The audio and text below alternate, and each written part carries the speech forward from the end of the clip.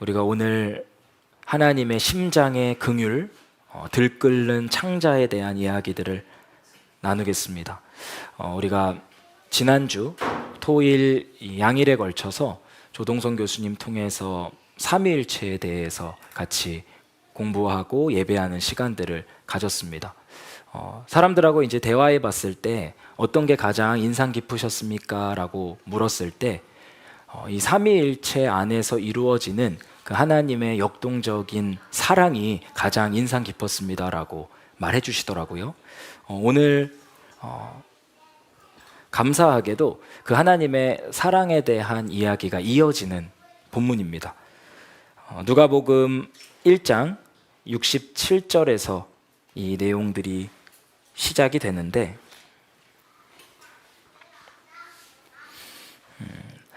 1장 64절에서 사가랴가 9개월 만에 입이 열리고 혀가 풀려서 하나님을 찬양하는 장면이 나왔어요. 여러분 성경을 한번 보세요. 64절에 입이 열리고 혀가 풀려서 하나님을 찬양하였다. 그리고 그 찬양의 내용이 오늘 본문에서 나타나는 것입니다. 이 사가랴의 찬양의 시작 지점은 찬송하리로다 라는 말로 시작해요. 라틴어로는 베네딕투스, 찬미가라고 부르고 영어로는 블레스드라고 말하고 있습니다. 사가랴가 입이 열리고 혀가 풀리자 가장 먼저 하나님을 찬양하기 시작하는데 그 찬양의 내용이 하나님께서 당신의 백성들을 구원하신다라고 하는 내용입니다. 그럼 우리가 이렇게 생각해 볼 수 있어요. 사가랴가 듣지도 못하고 말하지도 못할 때 그의 영혼으로 씨름하면서 만났던 하나님은 어떤 분이실까?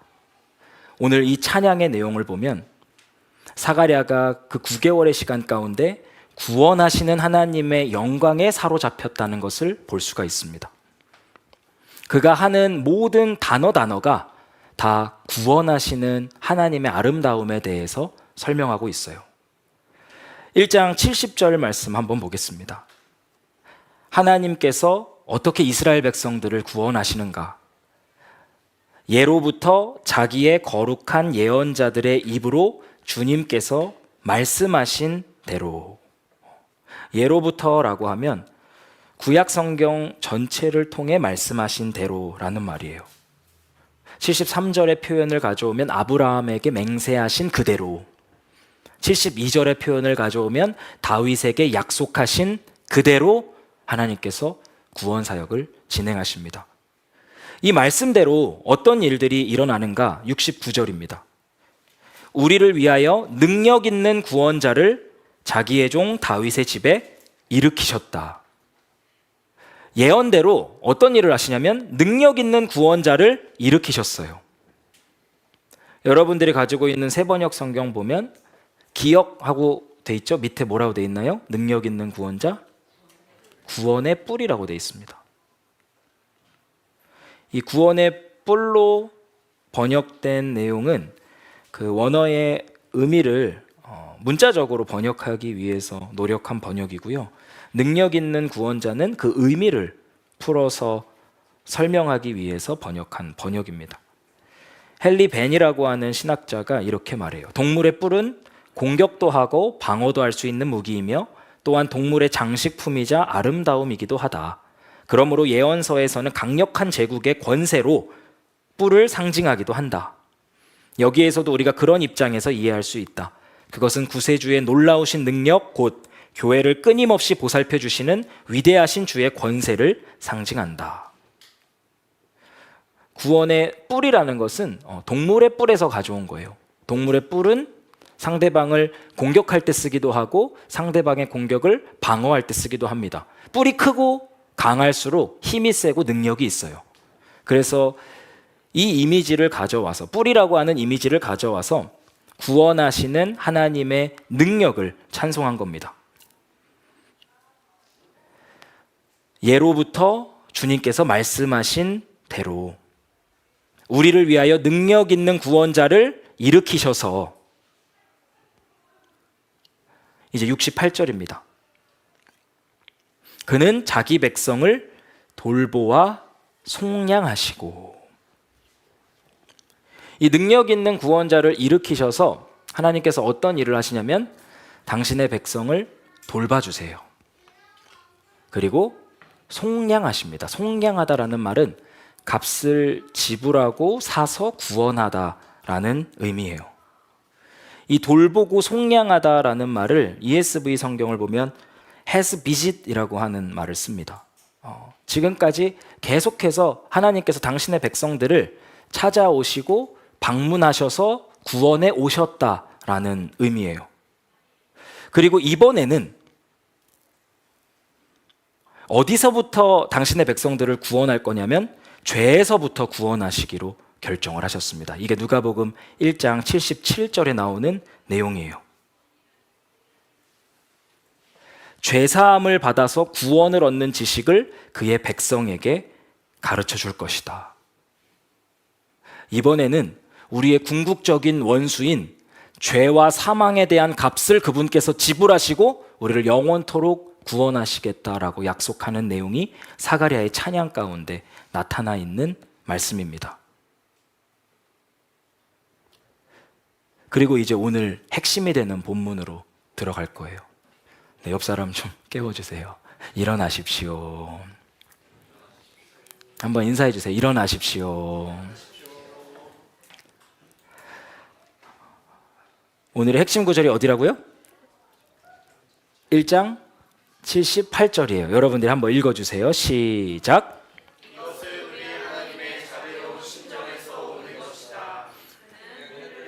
여기까지. 네, 여기까지.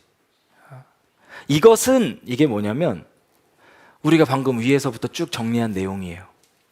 예로부터 말씀하신 대로 능력 있는 구원자를 일으키셔서 우리를 찾아오시고 값을 지불하셔서 구원하시는 그 일이 어디에서부터 시작되냐?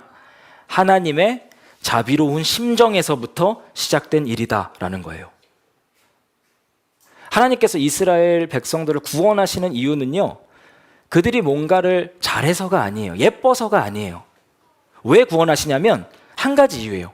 그분의 자비로운 심정에서부터. 개역개정 성경을 보면 하나님의 긍휼 때문에,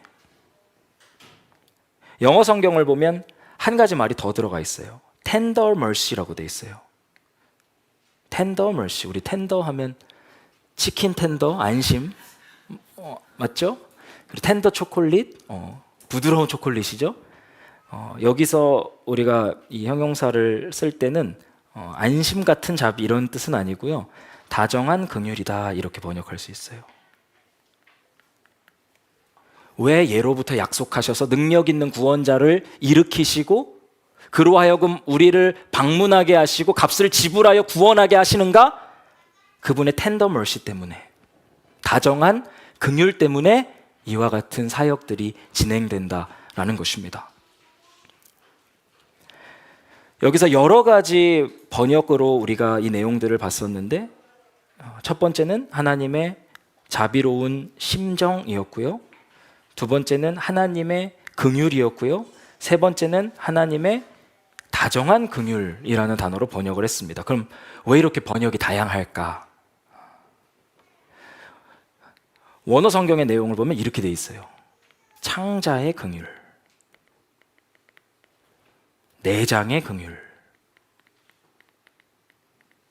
심장의 긍휼.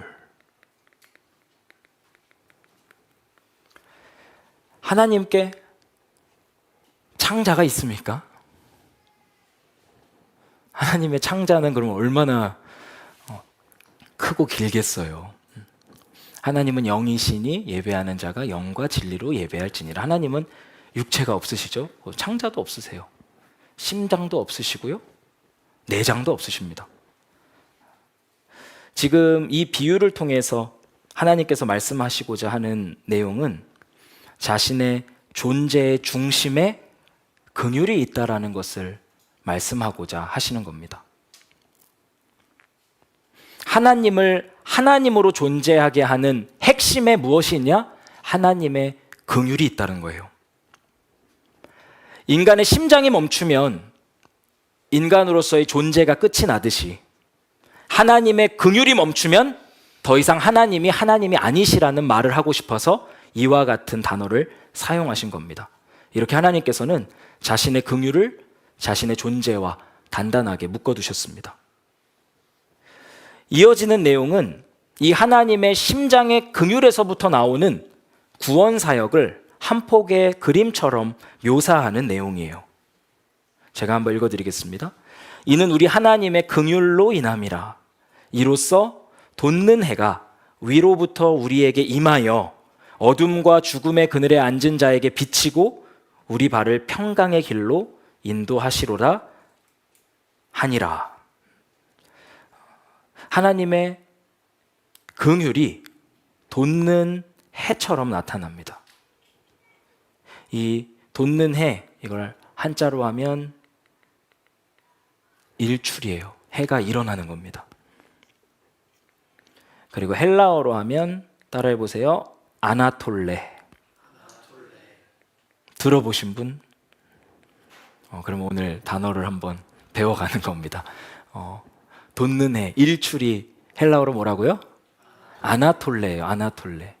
그 성경 공부하는 이 모임 이름 중에 아나톨레라고 하는 성경 공부 모임이 있어요. 그게 뭘 상징하냐면 이렇게 이 어둠 가운데 빛으로 오시는 예수님의 구원 사역에 대한 상징성을 가지고 진행되는 성경 공부 사역이에요. 일출이고요, 돋는 해고요, 아나톨레다 이렇게 표현할 수 있습니다. 하나님의 심장의 긍휼에서부터 어둠을 끝내는 빛이 임하기 시작합니다. 동이 트면서 어두운 밤이 추방되는 그림이에요. 돋는 해가 위로부터 우리에게 임하여 어둠과 죽음의 그늘에 앉은 자에게 비치고, 이 하나님의 심장의 긍휼에서부터 나오는 찬란한 빛이 어디를 비추죠?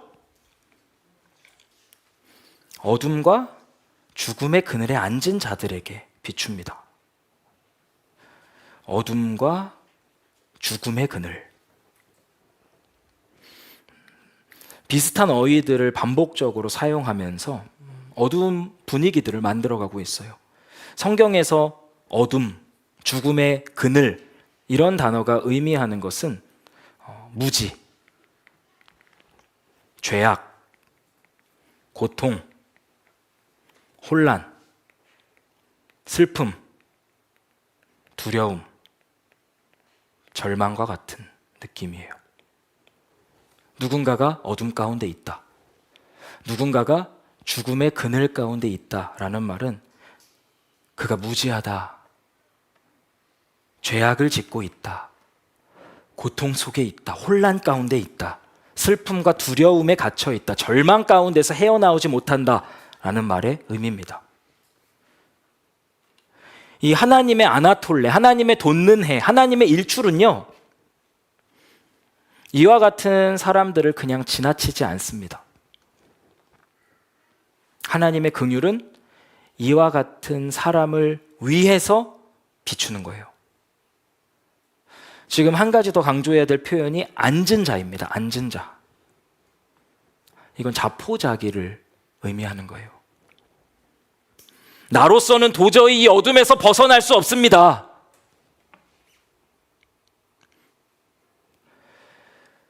영적인 피로가 만성이 됐고요, 영적 무기력증이 제 존재에 붙어버렸습니다.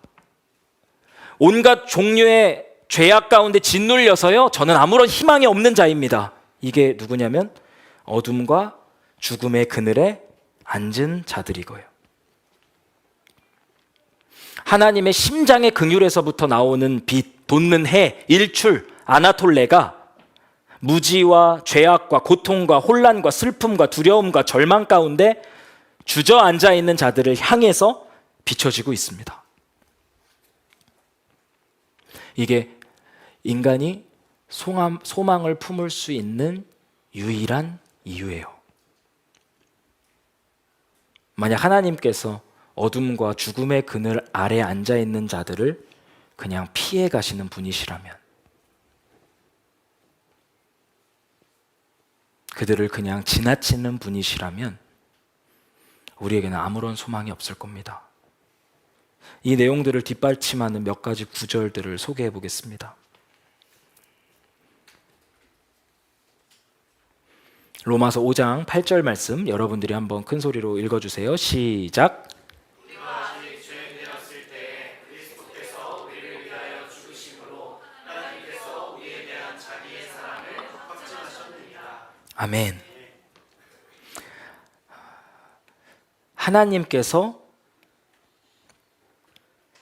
우리를 위하여 죽으심으로 자기의 사랑을 확증하신 때가 언제죠? 우리가 아직 죄인 되었을 때예요. 우리가 아직 어둠 속에 앉아 있을 때, 우리가 아직 사망의 그늘 아래 널브러져 있을 때, 단순히 죄의 피해자로서 어둠 속에 있을 때뿐만 아니라 죄에 가공할 만한 가해자로서 어둠을 만들어가고 있을 때, 하나님으로부터 독립하려고 하고 하나님을 대적하고 하나님께 반역을 꾀하고 있는 그때에 하나님께서 무슨 일을 행하셨냐? 우리를 위하여 죽으심으로 우리를 향한 당신의 사랑을 확증하셨습니다. 이 일이 어디에서부터 나왔냐? 하나님의 심장의 긍휼에서부터 나왔습니다. 그 빛은 더럽고 악취가 나는 우리들을 피해가지 않고 우리를 향해서 비추인 바 되었어요. 두 번째 우리가 참고할 구절입니다. 그러나 나는 너희에게 말한다. 너희 원수를 사랑하고 너희를 박해하는 사람을 위하여 기도하여라. 그래야만 너희가 하늘에 계신 너희 아버지의 자녀가 될 것이다. 아버지께서는 악한 사람에게나 선한 사람에게나 똑같이 해를 떠오르게 하시고 의로운 사람에게나 불의한 사람에게나 똑같이 비를 내려주신다. 너희를 사랑하는 사람만 너희가 사랑하면 무슨 상을 받겠느냐? 세리도 그만큼은 하지 않느냐? 이 본문의 핵심은 이런 거예요. 인간들은요, 사랑스러운 사람만 사랑합니다. 인간들은요, 아름다운 것을 볼 때에만 감탄해요. 근데 다행히도 하나님이 우리와 같지 않다는 거예요. 그게 어떻게 묘사되죠? 하나님은 악인에게도 긍휼의 햇빛을 비춰주시는 분이십니다. 하나님은요, 불의한 자에게도 긍휼의 단비를 내려주시는 분이세요. 우리 옆 사람하고 한번 인사해 보겠습니다. 하나님께서 우리와 같지 않아서 참 다행입니다. 우리 신앙생활을 오래 하시다 보니 다들 똑똑해지셔서 이렇게 긴 문장도 잘 따라 하십니다. 하나님께서 우리와 같지 않아서 정말 다행이에요. 아름다운 것만 아름답다고 하셨으면, 사랑스러운 것만 사랑한다고 하셨으면 우리는 아마 이 자리에 있을 수도 없을 겁니다. 근데 하나님께서 악인과 의인 모두에게, 의로운 자와 불의한 자 모두에게 비와 햇빛을 내려주는 분이시다라는 것을 통해서 그분의 심장의 긍휼이 어떤 건지 나타내는 구절이에요. 우리 한 개만 더 살펴볼게요. 시편 78편 36절에서 38절까지 말씀이에요. 하나님의 긍휼이 어디까지 이르는가? 그분의 그 심장의 긍휼이, 자비로운 심정이 어떤 어둠까지 덮으시는가? 그걸 볼 수 있는 구절입니다. 그러나 그들은 입으로만 하나님께 아첨하고 혀로는 하나님을 속일 뿐이었다. 이건 뭘 얘기하죠? 위선을 의미해요. 하나님께서 위선자들을 어떻게 여기실까요? 이 위선이 좀 심합니다. 입으로는 아첨하고 혀로는 속여요. 우리가 보통 보면 마음과 속이 다른 건 봤는데 입술하고 혀가 달라요. 이들의 위선이 얼마나 강한지를 묘사하는 구절이에요. 그들은 입으로만 하나님께 아첨하고 혀로는 하나님을 속인다. 입술 바로 전으로만 들어가도 하나님을 향한 다른 마음을 가지고 있는 거예요. 두 번째예요. 그들의 마음은 분명히 그를 떠났으며, 이건 뭘 의미하냐면 우상 숭배를 의미합니다. 영적인 간음이라고 부르죠. 나에게 뭔가 도움이 되는 것이 있다면 하나님이든 하나님의 말씀이든 다 갖다 버리고 어떤 신이든 받아들이고 어떤 일이든 그냥 하는 거예요. 영적인 음행입니다. 간음이에요. 그리고 그가 세우신 언약을 믿지 않았다. 불신입니다. 하나님의 약속을 붙잡고 소중히 여기고 기다리고 이렇게 하기보다는 그냥 하나님의 약속을 내 마음 밖에다가, 내 삶 밖에다가 그냥 내팽겨 치고 사는 사람의 모습입니다. 위선적이고 우상숭배를 하고 믿지도 않는 이스라엘 백성들, 한번 우리로 치환해 볼게요. 여러분들의 애인이나 배우자가 말로는 여러분을 사랑한다고 해요. 근데 그 입술의 고백 안으로 조금만 들어가면 사실은 다른 사람을 좋아하고 사랑하고 있어요.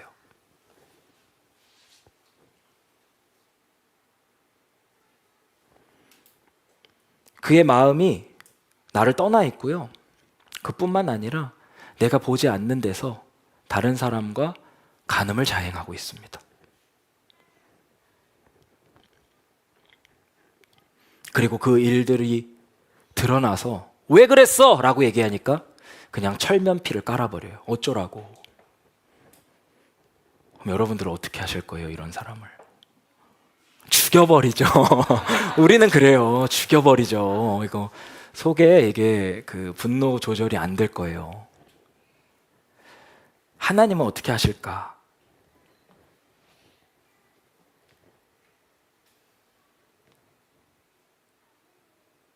(38절) 말씀이에요. 그런데도 하나님은 긍휼이 많으신 하나님이시기에, 그의 심장의 긍휼이 끌어넘치시기에 그들의 죄를 덮어주셔서 그들을 멸하지 아니하시며 거듭거듭 그 노하심을 돌이키셔서 참고 또 참으셨다. 그런데도, 아까 제가 예를 들어서 말씀드렸잖아요. 그런데도 위선되고 간음하고 철면피를 깔았음에도 불구하고, 그런데도 그는 긍휼이 넘치시는 하나님이시기에 그 죄를 덮어주시고 노하심을 돌이키시면서 참고 또 참으시는 분이시다 라고 말하고 있습니다. 우리가 이 세 말씀에서 본 하나님의 모습, 우리가 아직 죄인 되었을 때에 우리를 위하여 죽으신 하나님, 악인에게도 긍휼의 햇살을 비춰주시고 불의한 자에게도 긍휼의 담비를 내려주시는 하나님, 아름답지 않고 사랑스럽지 않아도 그런 자처럼 대해주시는 하나님, 위선적이고 간음을 행하고 불신으로 일관해도 그런데도 우리를 사랑해 주시는 하나님, 이것이 저와 여러분의 유일한 소망이고요, 이 세상의 유일한 소망입니다. 청교도 목회자인 토마스 굿윈이 하나님의 심장의 긍휼에 대해서 이렇게 설명합니다. 우리의 죄가 하나님의 분노가 아닌 긍휼을 자극한다는 것은 우리의 연약함을 달래주는 크나큰 위로가 아닐 수 없다. 우리 한 문장씩 잘 생각해 볼게요.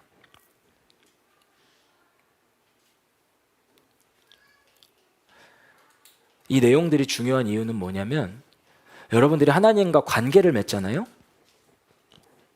이 하나님에 대한 이미지가 성경적이지 않으면 우리가 다른 신과 교류를 하게 돼 있어요. 하나님은 어떤 분이시냐면 우리의 죄를 보시고 분노하실 뿐만 아니라 그 분노보다 더 큰 긍휼로 우리를 품어주시는 분이십니다. 그리스도께서는 우리의 편을 들어주신다. 그분은 우리의 죄의 모든 분노를 쏟아부어 그것을 없애려고 하실 뿐 우리를 향해서는 결코 화를 내지 않으신다. 이게 분리가 되세요? 하나님께서는 죄에 대해서는 분노를 쏟아놓으시지만 우리를 향해서는 결코 분노하지 않으신다라고 말해요. 오히려 혐오스러운 질병에 걸린 자식을 대하는 아버지의 마음처럼 그분의 긍휼은 더욱더 증폭된다. 제가 이 말씀 딱 읽으면서 우리 별이가 발진 났을 때가 생각이 들더라고요. 온몸에 빨간색 발진이 다 돋아나고 입술이 바짝바짝 말라가지고 애가 거의 죽은 사람처럼 돼버렸어요. 사랑스럽지 않고요, 아름답지 않았습니다. 그 죄가, 그 반점들이 제가 별이를 싫어하게 하고 미워하게 만드는 이유가 될 수 있을까요? 아니라는 거예요. 제 긍휼이 훨씬 더 깊어졌어요. 하나님께서 우리의 죄가 극심해질 때 우리를 향해 가지고 가시는 마음이 이와 같다라고 토마스 굿인이 묘사하고 있는 겁니다. 몸의 지체에 나병이 걸린 사람은 자기 몸의 일부인 지체를 미워하지 않는다. 그는 질병을 미워한다. 그는 질병에 감염된 부위를 크게 염려하며 동정한다.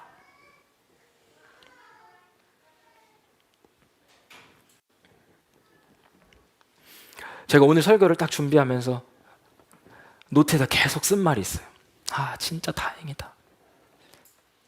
하나님 정말 다행입니다. 이 말을 거짓말 좀 못해서 한 100번 정도 한 것 같아요. 하나님 정말 다행입니다. 하나님 저와 같지 않아서 정말 다행입니다. 하나님께서 저와 다른 분이셔서 정말 다행입니다. 우리가 자꾸 하나님을 우리 수준으로 바라봐서, 우리 관점에서 바라봐서 오해하는 경우가 너무 많아요. 오늘 그 오해들이 우리에게서 좀 씻겨나가는 시간이 되기를 바랍니다. 오늘 제가 이 사가랴의 찬송, 사가랴의 예언을 공부하면서 생각난 한 책이 있었어요. 어떤 거였냐면 예레미야서였습니다. 예레미야서. 예레미야서는 선지서기 때문에 이스라엘 백성들의 죄를 신랄하게 책망하는 내용으로 가득하거든요. 1장부터 52장까지 이어지는데 거의 다 죄에 대한 책망이고 그것 때문에 심판을 선고하는 내용들이에요. 근데 이 52장에 되는 예레미야서 중간에 이들을 이렇게 책망함에도 불구하고 숨길 수 없는 그분의 긍휼이 어떤 것인지가 나타나 있습니다. 이사야서 31장 3절이에요. 나 주가 먼 곳으로부터 와서 이스라엘에게 나타나 주었다. 아까 똑같은 말이죠. 사가랴가 고백했던 것과 그분께서 우리를 비짓해 주시고 방문해 주시고 리딤 속량해 주셨다. 나 주가 먼 곳으로부터 와서 이스라엘에 나타나 주었다. 그를 찾아갔다. 하나님께서 어떤 사랑으로 이스라엘을 사랑하시죠? 영원한 사랑이에요. 영원한 사랑. 이거 어떤 사랑일까요? 영원한 사랑?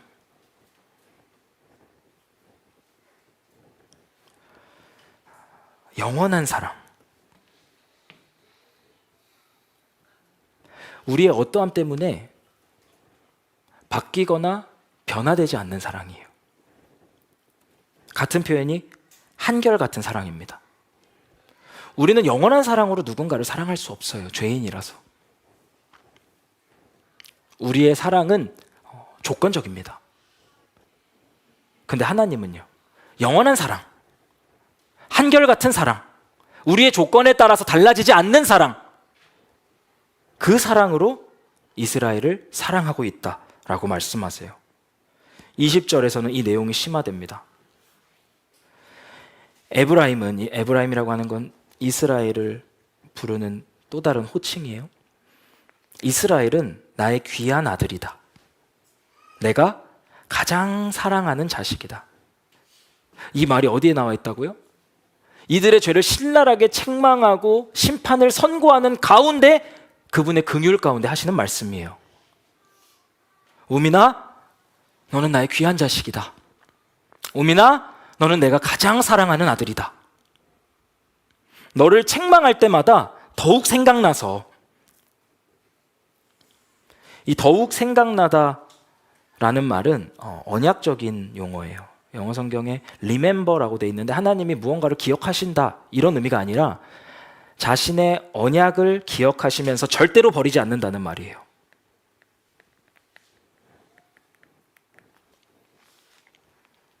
이스라엘아, 너는 너의 수많은 죄악에도 불구하고 여전히 나의 귀한 아들이고 여전히 내가 가장 사랑하는 자식이다.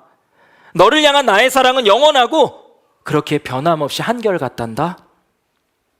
이게 책망할 때마다 더욱 생각나다라는 말의 의미예요. 나의 귀한 아들, Dear son 이렇게 돼 있고요. 내가 가장 사랑하는 자식 하면 Darling child라고 돼 있어요. 좀 느끼하죠? Darling child, Dear son.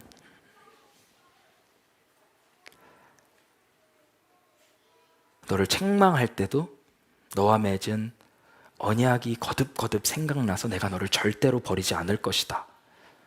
그리고 이어지는 말이 이거예요. 측은한 마음이 들어 불쌍히 여기지 않을 수 없었다. 개역개정 성경 볼게요. 이것 좀 읽어주실래요? 이게 같은 단어예요. 측은한 마음이 들어 내 창자가 들끓으니. 이 들끓다라는 말은 히브리어로 하마입니다. 동물 하마 아니고 무슨 의미냐면 쉴 새 없이 흔들리다, 동요하다, 으르렁거리다, 아우성치다, 시끄럽게 떠들다 이런 말이에요. 이스라엘의 죄악된 모습을 볼 때 하나님의 긍휼이 쉴 새 없이 흔들리고 동요하고 아우성쳐요. 그 긍휼이 끊임없이 솟구쳐서 이스라엘 백성들에게 긍휼이 흘러가는 장면을 묘사하는 겁니다.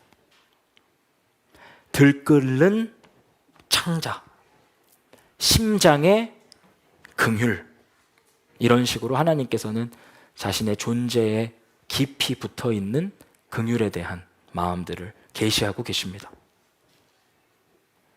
그럼 당시 이스라엘 백성들의 상태는 어떠했는가?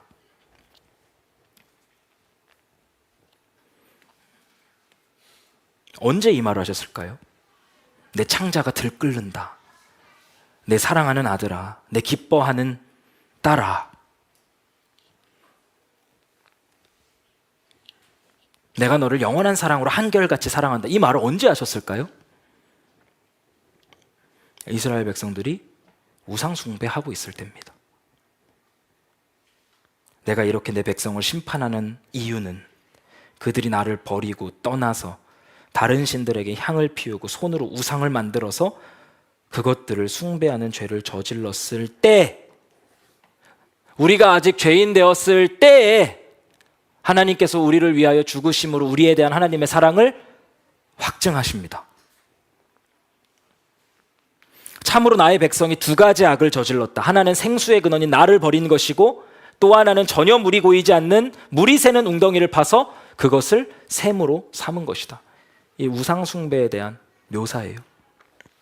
생수의 근원인, 만족의 근원인 나를 떠나서 터진 웅덩이 구정물들 모아서 먹고 마시면서 기뻐하고 만족하는 이스라엘 백성들.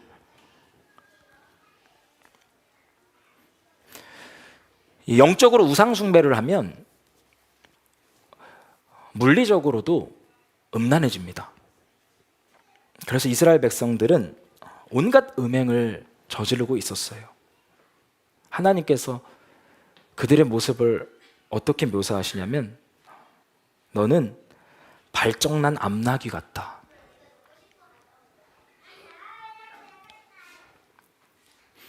발정난 동물처럼 온갖 음행들을 행하면서 나아가고 있구나. 눈을 뜨고 저 벌거숭이 언덕들을 바라봐라. 네가 음행하여 간음하여 더럽히지 않은 곳이 어디 있느냐?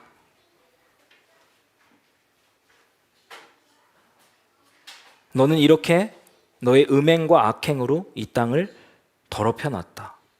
그러므로 이른 비가 오지 않고 늦은 비도 내리지 않는데, 이 우상 숭배와 음행 때문에 하나님께서 너를 치셨는데도 불구하고 창녀처럼 뻔뻔스러운 얼굴을 하고 부끄러워하지도 않고, 지금 너는 여전히 나를 아버지라고 부르면서 오랜 친구라고 하면서 하나님은 끝없이 화내는 분이 아니야, 언제까지나 진도하는 분은 아니야 하면서 온갖 악행을 마음껏 저질렀다. 우상 숭배하고 간음을 행하면서 붙잡고 있는 교리가 있어요. 하나님은 내 아버지잖아. 하나님은 내 오랜 친구잖아.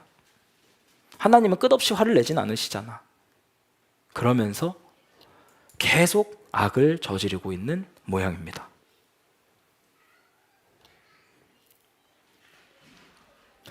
이들은 자신의 악한 생각을 버리지 않았습니다. 고집스러웠어요. 네가 언제까지 흉악한 생각을 너희 속에 품고 있을 작정이냐? 그들은 얼굴을 바위돌보다도 더 굳게 하고 주님께로 돌아오기를 거절했다.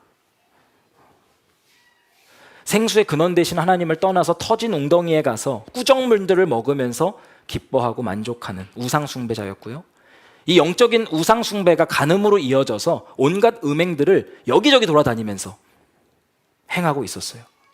그러면서도 몇 가지 교리 붙잡고서 하나님은 이런 분이시니까 내가 이렇게 해도 돼 라고 착각하면서 돌아다니고, 선지자들을 통해서 책망할 때면 얼굴을 바위돌보다도 철면피보다도 더 굳게 해서 어쩌라고 라고 하면서 나아가고 있었던 때였습니다.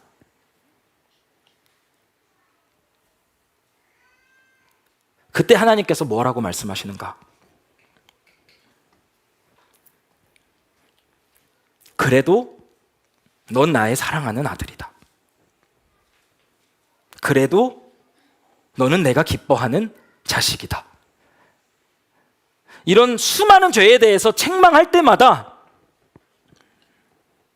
내 창자가 들끓어서 너를 결코 버릴 수 없다고 마음먹게 된다. 아들아, 내가 너를 영원한 사랑으로 사랑한다. 내가 너를 한결같이 사랑한다.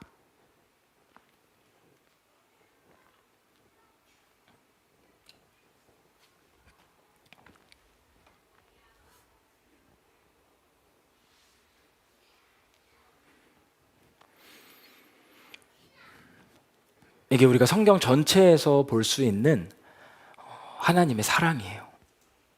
제가 다시 한번 강조해요.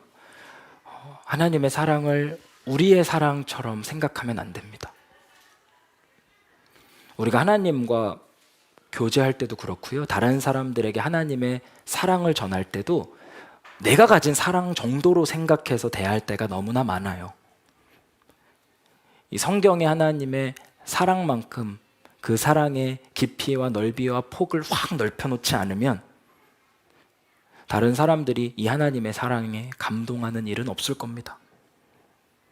왜곡되고 작게 변질된 사랑으로는 아무도 그 사랑에 감화되지 않을 거예요. 데인 오틀랜드가 하나님의 사랑에 대해서 이렇게 설명합니다. 세상은 들끓는 사랑, 곧 내 버리기보다는 기억해주는 사랑을 갈망한다. 세상은 우리의 사랑스러운 정도에 좌우되지 않는 사랑, 우리의 엉망진창인 모습에 좌절하지 않고 그 아래로 뚫고 도달하는 사랑, 우리를 온통 에워싸고 있는 어둠보다 더 큰 사랑, 가장 뛰어난 인간의 로맨스조차도 한갓 희미한 그림자처럼 보이게 만드는 사랑을 원한다. 누가 원해요? 세상이에요. 세상만 원하나요? 저도 원해요. 이런 사랑이 아니라면 저는 소망이 없어요. 제가 조금 잘못했을 때 하나님께서 저를 내다 버리셨다면, 제가 사랑스럽지 않을 때마다 하나님의 사랑이 끊어졌다면, 제가 그 은혜를 받고도 또 죄악 가운데로 달려갈 때 하나님의 사랑이 좌절했다면, 나를 둘러싸고 있는 어둠보다 그 사랑이 약했다면 저에게는 아무런 소망이 없었을 겁니다. 근데 하나님의 사랑은요, 훨씬 더 크고 위대했어요. 그게 제가 하나님의 사람으로서 아직까지 존재할 수 있는 유일한 이유입니다.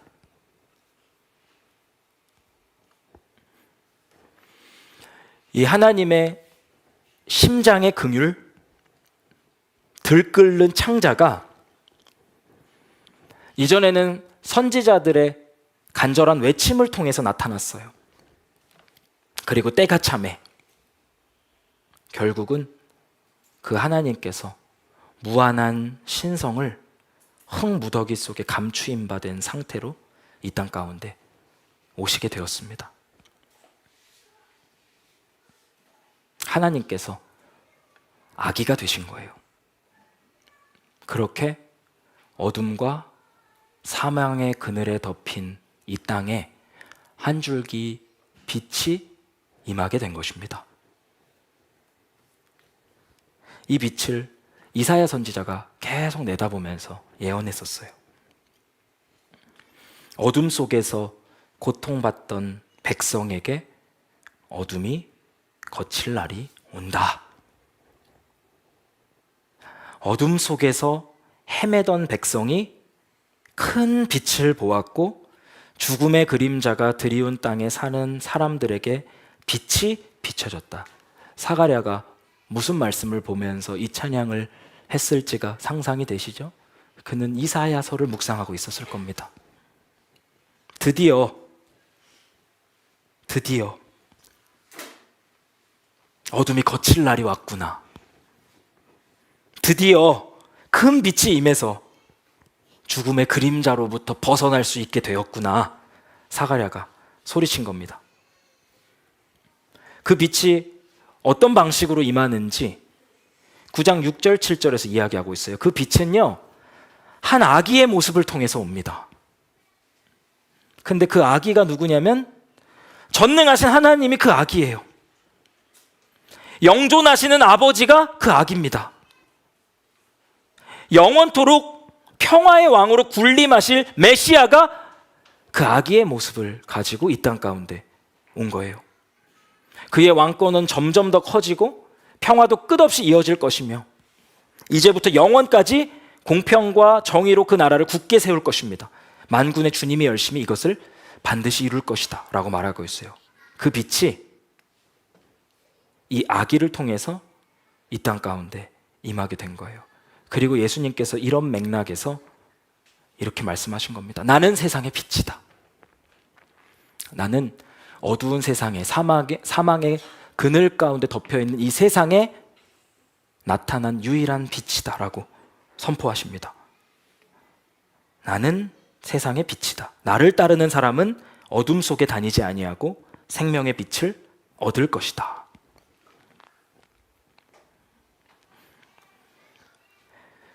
이 전능하신 하나님이자 영존하시는 아버지라 불리는 이 아기가 이 땅 가운데 와서 그 심장의 긍휼을 풀어놓기 시작합니다. 그 아기가 일어나서요, 귀신 들린 자들을 구해줘요. 그 아기가 일어나서요, 혈루증 걸린 여인을 찾아가서 고쳐줍니다.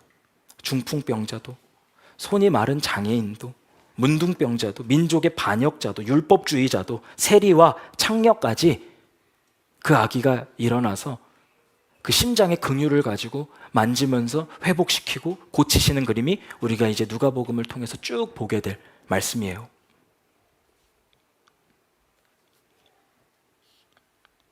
예언 그대로입니다. 그 아이에게 여호와의 영이 내리셔서 가난한 자, 마음이 상한 자, 죄에 포로된 자, 갇혀버린 자, 그들에게 아름다운 소식과 치유와 자유와 해방을 선포하게 되는 일들이 일어나게 될 거라고 약속하고 있었습니다.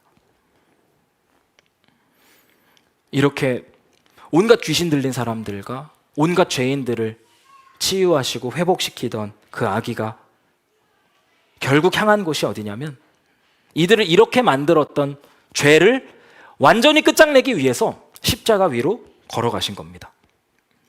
죄를 미워하시는 하나님의 공의와 죄인을 사랑하시는 하나님의 긍휼이 십자가 위에서 완전하게 표현이 된 것입니다.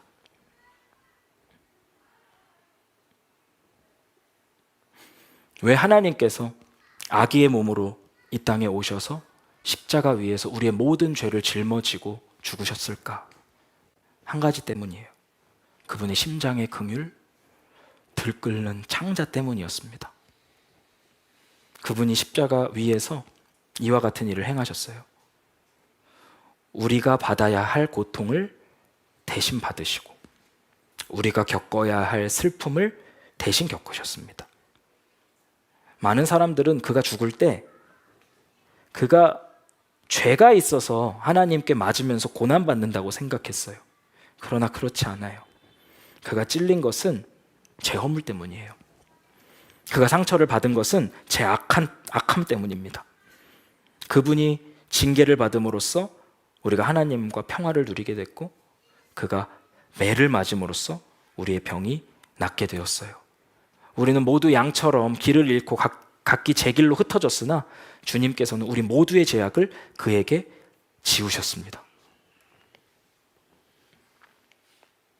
이게 하나님의 심장의 긍휼, 들끓는 창자가 이 세상 가운데 행한 일이에요. 아기의 몸으로 오신 하나님께서 죄에 억눌려 있는 자들을 고치시고 결국 십자가 위에 올라가셔서 죽으심으로 죄를 정복하셨습니다. 우리에게 구원을 선포해 주신 거예요. 그럼 우리가 해야 될 일은 뭐죠?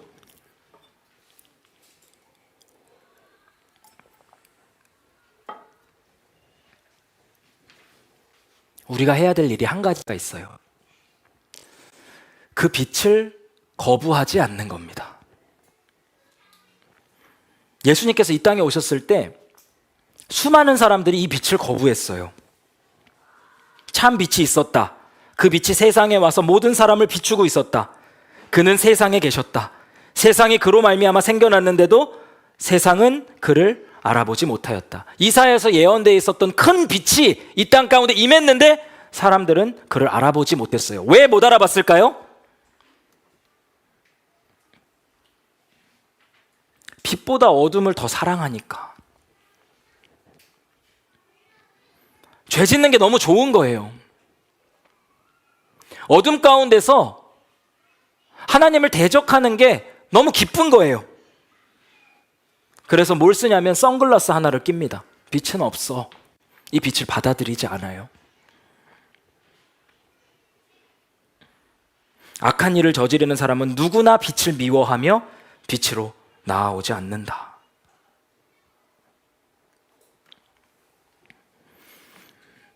하나님의 빛이 우리들 가운데 임해요. 그 심장의 긍휼과 들끓는 창자가 우리들 가운데 한 아기의 모습처럼 환하게 비칩니다. 그때 죄악된 인간들은 양산 하나를 딱 쓰고요, 선글라스를 딱 낍니다. 그리고 빛이 없는 것처럼 생각하고 이 땅에서 죄를 지으면서 살아가요. 이게 인간의 모습입니다. 구원받는 건 뭐죠? 쓰고 있는 선글라스를 벗고요, 양산을 내리는 거예요. 그리고 이 구원의 빛을 두 팔 벌려서 환영하는 겁니다. 하나님의 심장의 긍휼에서부터 나오는 이 빛을 온몸으로 받아들이기만 하면 되는 거예요. 영접하는 자, 곧 그의 이름을 믿는 자들에게는 하나님의 자녀가 되는 권세를 주셨으니. 어떻게 하나님의 자녀가 되는가? 여러분이 뭘 한다고 되는 게 아니에요. 우리가 하는 일은 죄 짓는 것밖에 없습니다. 뭘 해야 되냐면 영접해야 돼요. 영접하다 말이 어렵잖아요. receive예요. 받는 거예요. 이 빛을 받으면 하나님의 자녀가 돼요. 이 빛을 거부하지 않고 이 빛 가운데 그냥 살아가면, 이 빛에 우리의 영혼을 맡기면, 그럼 하나님의 자녀가 돼요. 구원을 받아요. 영생을 얻어요.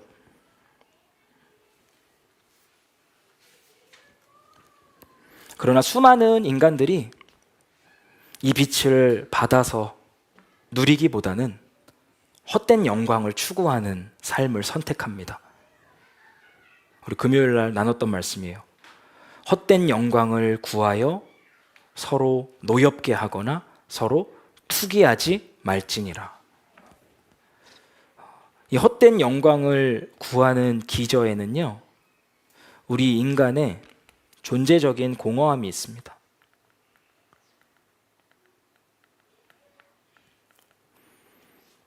이 공허함을 어떻게 채울 것인가가 신자와 불신자를 가르는 기준점이에요. 불신자들은 어떻게 이 존재적 공허함을 채우냐?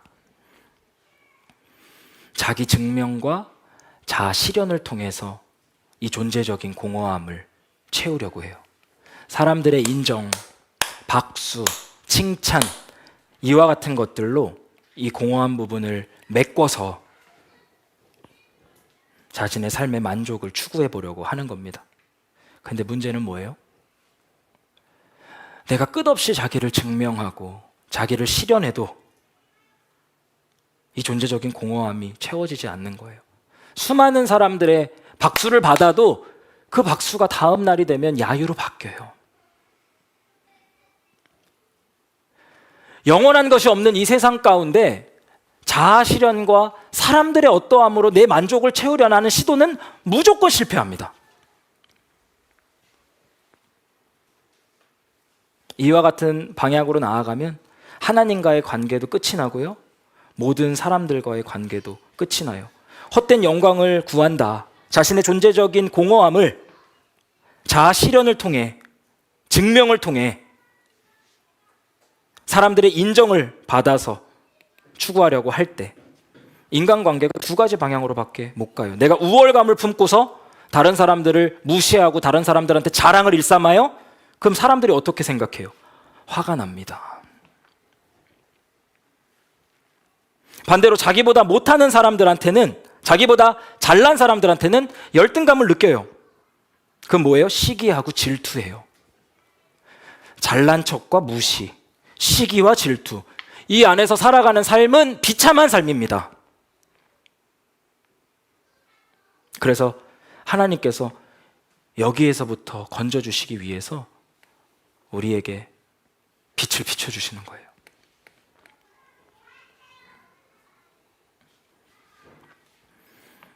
인간이 어떻게 이 존재적인 공허함을 채울 수 있는가?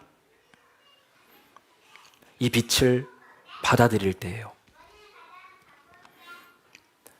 이 공허함을 예수님의 십자가를 통해서 하나님과의 관계를 회복하고 그분을 예배하고 그분의 뜻에 따라 살아가고 그분께서 주실 인정을 바라보면서 살아가는 삶, 이게 영원한 것을 바라보면서 살아가는 삶이거든요.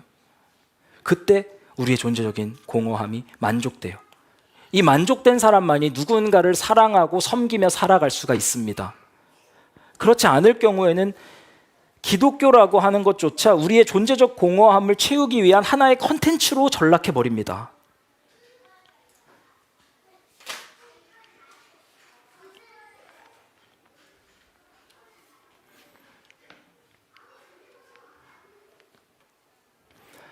하나님의 긍휼을 받아들이면 됩니다. 리시브 하는 거예요. 하나님의 사랑, 하나님의 긍휼, 하나님의 자비,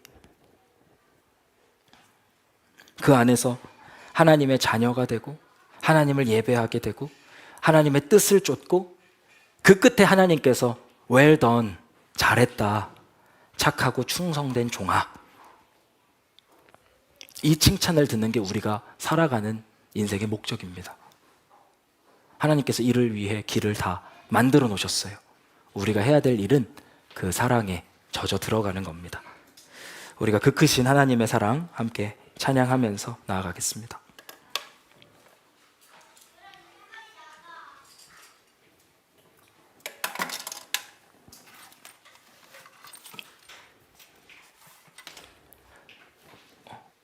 이거 마이크 좀 바꿔주세요.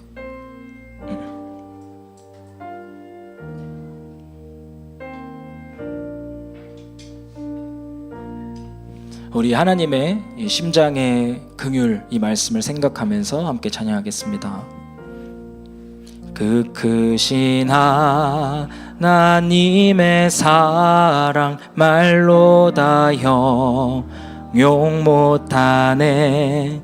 저 높고 높은 별을 넘어 이 낮고 낮은 땅 위에 죄범한 영혼 구하려 그 아들 보내사 화목제물 삼으시고 죄 용서하셨네.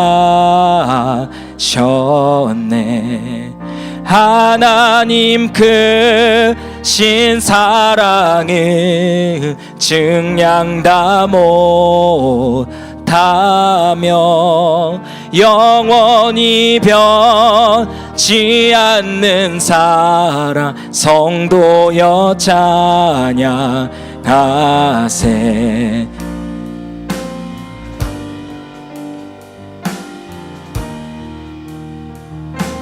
괴로운 시절 지나가고 땅 위에 영화 쇠할 때 주 믿지 않던 영혼들은 큰 소리 외쳐 울어도 주 믿는 성도들에게 큰 사랑 베푸사 우리의 죄 사했으니 그 은혜이지. 하나님 크신 사랑은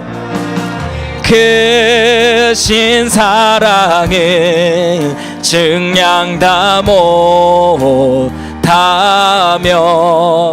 영원히 변치 않는 사랑 성도여 찬양.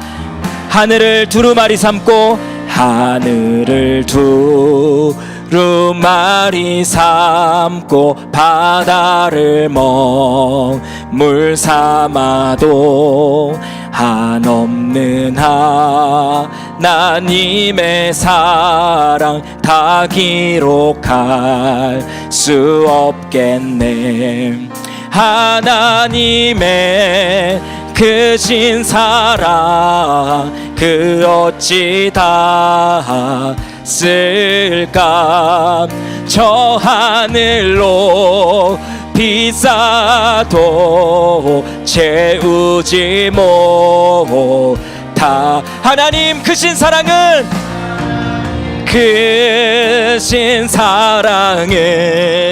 증량 다 못하네.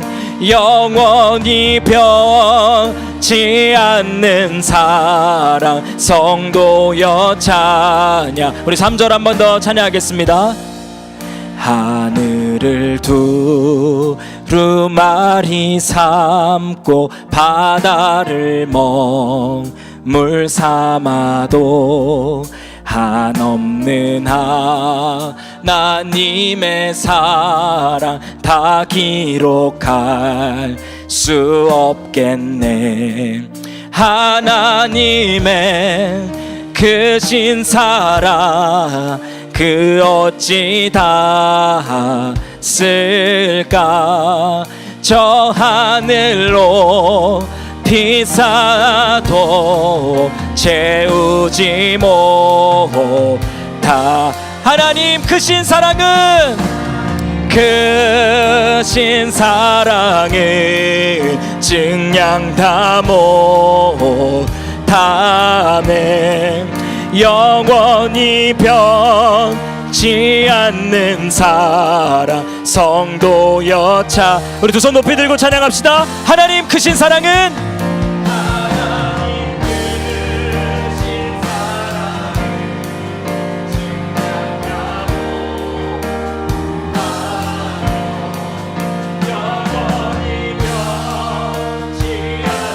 사랑 성도여 찬양. 마지막으로 고백합시다.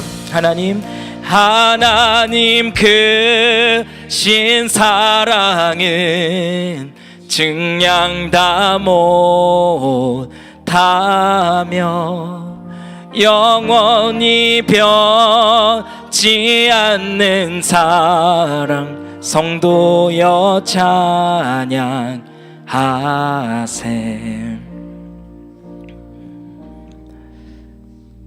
우리 같이 기도하겠습니다.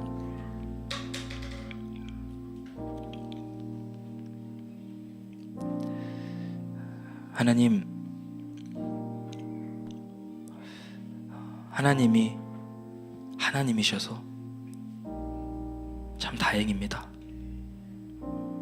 전능하시고 위대하시고 영원하신 하나님께서 우리를 바라보실 때 심장의 긍휼로 들끓는 창자로 우리를 사랑해 주신다는 이 소식이 우리에게 복음입니다. 하나님의 속성이 우리에게 복음입니다. 하나님이 하나님이셔서 참 다행입니다. 하나님, 우리가 이 시간 그 사랑 앞에 우리의 마음을 돌이키기를 원합니다. 어둠과 사망의 그늘 아래 앉아있는 우리에게 비춰주신 그 빛을 받기를 원합니다. 더 이상 나 자신을 증명함으로써 인정받고 만족하려는 이 시도를 그치기 원하고 그 영원한 사랑을 받아 누리고 하나님과 회복된 관계 안에서 당신의 인정을 기다리며 살아가는 이 삶으로 전환되게 하여 주시옵소서. 하나님 구합니다. 제 부족한 언어로 당신의 긍휼에 대해 나눴습니다. 하나님의 영께서 이 한마디 한마디를 사용하시고 이들의 영혼 가운데 증폭하여 말씀해 주셔서 그 하나님의 사랑을 느낄 수 있도록, 그 하나님의 사랑에 감동할 수 있도록, 그 하나님의 사랑에 무릎 꿇을 수 있도록 지금부터 계속해서 역사하여 주옵소서. 그렇게 하실 주님을 찬양합니다. 감사드리며 예수님의 이름으로 기도드립니다. 아멘.